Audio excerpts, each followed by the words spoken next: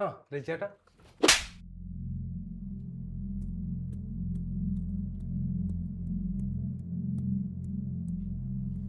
ചേട്ടാ ഇപ്പൊ ഞാൻ തല്ലിയേ?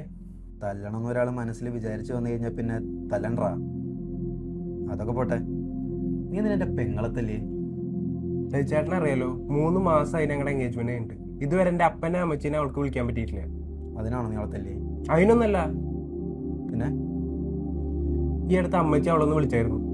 എന്നിട്ട് അമ്മച്ചി പറഞ്ഞു ഈ ജോലിയൊക്കെ ഒന്ന് രാജിവെച്ചിട്ട് ഞങ്ങളുടെ വീട്ടിലെ കാര്യങ്ങളൊക്കെ നോക്കി ഇവിടെ അങ്ങ് സന്തോഷമായിട്ട് കൂടാണ്. എന്നിട്ട് അപ്പൊ അവളെ എനിക്ക് ഇഷ്ടമില്ലാത്ത കുറച്ച് കാര്യങ്ങളൊക്കെ പറഞ്ഞു. അതിനെ ഞാൻ അവളെ പിടിച്ച് തല്ലിയേ. മോനബി, നീ പറഞ്ഞത് തെറ്റ്.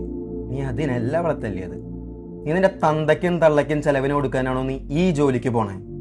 നിന്റെ 1 മാസം കിട്ടുന്ന ശമ്പളം ഇവിടുത്തെ പ്രോസ്റ്റിറ്റ്യൂട്ടിന് 1 ദിവസം കൊണ്ട് സിമ്പിളായിട്ട് ഉണ്ടാക്കാൻ പറ്റും. അതിനാണ് നീ അവളെ തല്ലിയത്.